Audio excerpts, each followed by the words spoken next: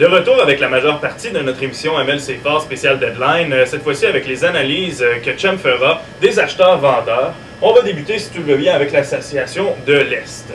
Bien, dans l'Est, Ledge, il y a beaucoup d'acheteurs. C'est vraiment, cette année, encore une fois, peut-être depuis 2 ans, on voit une tendance, à savoir que l'Est se renforce. Alors, au début de la Ligue, je trouvais que l'Ouest était supérieur. Là, l'Est semble vraiment prendre l'expansion.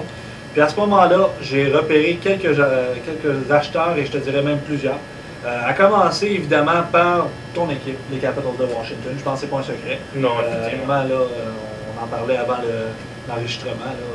Tu vas bouger, j'imagine. Oui, en fait, je pense pas bouger de façon majeure, étant donné que l'équipe va très bien de par les temps qui courent, mais quand même, je suis toujours ouvert aux bonnes offres et ce ne sera pas pour donner du présent, ça c'est assuré. Non, c'est certain. Donc, ta formation. Les Leafs de Toronto, le directeur gérant, avec l'échange qu'il a fait pour aller chercher Scott Hartnell, aussi qu'il a donné Jonathan Bernier, à ce moment-là, comme espoir, c'est évident que Toronto vise aussi le tout pour le tout cette année. Oui. Vraiment, là, dans l'Est, je vois ces deux formations-là, très, très puissantes. Les Devils du New Jersey sont acheteurs pratiquement toutes les années. Ça ne changera pas encore une fois. Ils maintiennent toujours une équipe de haut classement. Là. Exactement. Les Flyers de Philadelphie, pour une première fois en 3 ans, si je ne me trompe pas, commencent à être des acheteurs. Donc, oui, il y a une très belle progression, vraiment monté au classement cette année. Ils viennent de dépasser Atlanta cette année dans le classement, parce que les deux sont amis, là, c'est une compétition entre les deux. Au moment en tout cas de l'enregistrement, Philadelphie était avant les Trashers, désolé samedi, mais c'est comme ça. Ça c'est certain. Également dans les acheteurs, les Trashers, que je viens de mentionner. Ça c'est certain. Je vois pas que Clumsy liquidé. Il était chercher Niedermayer quand même cette année, Zubal. Des vétérans Spetaski à l'attaque. Donc ça va continuer. Oui, il a parlé de Tim Thomas peut-être disponible, mais c'est un gardien, il y a aussi Heller devant le filet. Donc à ce moment-là, même s'il échange Heller, Thomas, ça va être pour s'améliorer aussi. Je ne m'inquiète pas là-dessus. Les Blues de Boston, là, à tous les années. On fait un échange. Mais lui, acheteur-vendeur, tant qu'il échange. Tant qu'il échange. Tant qu'il échange. Exactement. Parlez-en bien, parlez-en mal. Mais parlons-en. Exactement. Et les Sabres de Buffalo qui sont l'équipe Cendrillon, ça fait 2 ans que le directeur gérant s'est amené. Puis, depuis ce temps-là, toutes les années, nous autres, on va aller dans les prédictions. On dit, ah ben Buffalo, 12, 13, 14, 15. Jamais bien placé, en tout cas. Non. Parce que les années, tu comprends pas. Tu regardes leur alignement, tu fais, mon Dieu, il fait vraiment ça avec. Grosse force devant le filet, quand même. On s'entend, dans le cas des Sabres de Buffalo, là, je ne veux pas nommer les joueurs au hasard, là, mais c'est une formation qui n'est pas. Oui, effectivement, tu l'as dit. Backstrom devant le filet. Grosse force devant le filet, mais ça a été. Mais c'est appelé à décembre. Oui, cette année, avec la saison extrêmement difficile dans la Ligue dont on se soucie que très peu. Oui. Drury au centre, Pekka Modano. NHL 2002, ça sonne bien.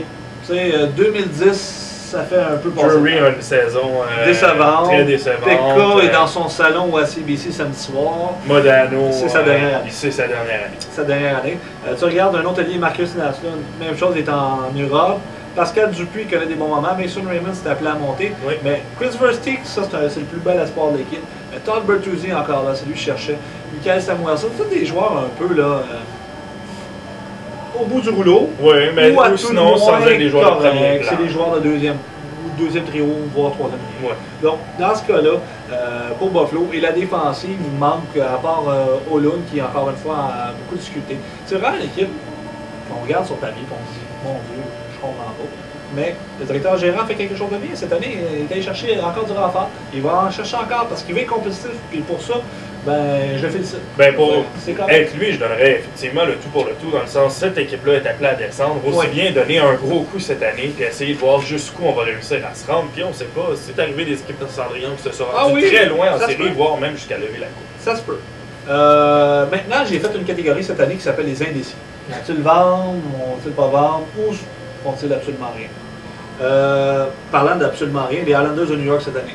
C'est une grosse surprise, grosse déception aussi pour le directeur général, j'en suis persuadé. Dans le cas des Islanders, c'est une formation qui est remplie de talent, mais là, le directeur général a fait une multitude d'échanges, dont un échange, ben, j'ai une multitude, surtout un échange d'importance, qui était d'échanger Marianne Gabory contre Marianne Ossa.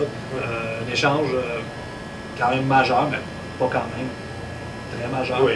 Mais c'est toujours devant le filet qui est le problème. Mais là, cette année, Lia Brizgalov, qui est un de tes anciens gardiens de but, bon, fait relativement bien. LNH fait très bien. Ce qui est une bonne nouvelle pour les Islanders, mais on sait que leur capitaine, qui là vient de soulever la coupe, et il aimerait peut-être le refaire, Niklas Lidstrom.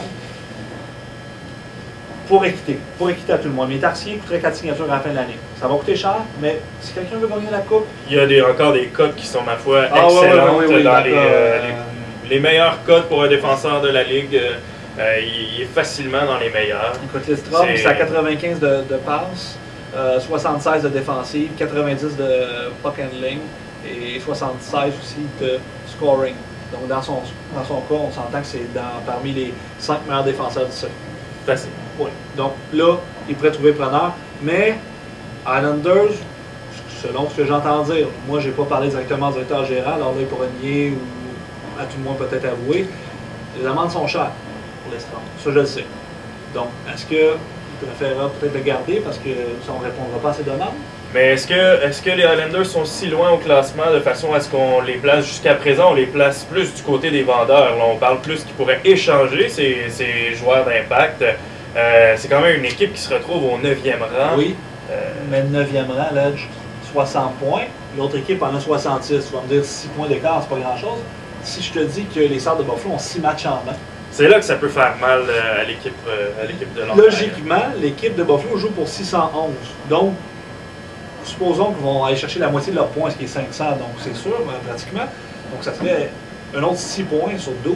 Alors, ça, ce prochain match. Alors, à ce moment-là, les Islanders tomberaient à 12 points. C'est là que ça les Sabres de Buffalo, là, c'est loin d'être évident. Par contre, l'année passée, une équipe comme Naja, qui était vraiment loin à la date limite des transactions, a réussi à manquer série, même pas d'un point, égalité avec San Jose, mais pas le même nombre de victoires. Fait qu'on pourrait voir les Islanders, mais moi, je pense que cette année, les Islanders vont l'emporter. Ça, on demande. Je le mets dans les décis, mais je pense que c'est un mandat. Qui d'autre se retrouve dans ce fameux nouveau groupe des indécis? Ottawa, les sénateurs d'Ottawa. Un autre directeur gérant, ça fait 2 ans qu'il est arrivé. Dans son cas, c'est l'ami justement des Islanders, à moins que je me trompe, ils sont amis dans la vie. Les sénateurs sont allés chercher Ryan Smith contre un choix premier rang. C'est une bonne échange en début d'année. Maintenant, ça répond peut-être pas aux attentes avec 56 points en 57 matchs. L'équipe joue pour 491 et là, il faut 611 pour faire les séries. Ils sont loin un peu. Nabokov devant le filet, on a souvent parlé de Nabokov à échanger. Je pense pas qu'il va le faire finalement. On l'a mentionné souvent. Mais Ryan Smith, justement, pourrait être appelé à changer l'équipe jusqu'à peut-être à la date limite des transactions. C'est ce genre de vétéran joueur que je vois être échangé. Également, l'Edge, les Rangers de New York. Je le mets ici parce que, je vais avouer, j'aime beaucoup le nouveau directeur gérant. Il fait beaucoup de mouvements, ça. C'est le numéro 1 pour moi. Mais il y a une chose que j'aime pas trop, c'est Paul Lawson, il demande, comme je te dis, un allié de premier plan. Mais on peut pas, ça peut pas arriver. Non, ça devrait. Tu peux pas dire, hey, veux-tu gagner la Coupe cette année ou veux-tu aller loin, mais donne-moi tes bons éléments aussi. Ça fonctionne difficilement. Pour moi, je le mets indécis parce que je pense que ces demandes ne sont pas vraiment un critère pour d'autres directeurs gérants. À tout le moins, c'est pas un lien commun entre les deux. Donc, je pense que Rangers, c'est un indécis.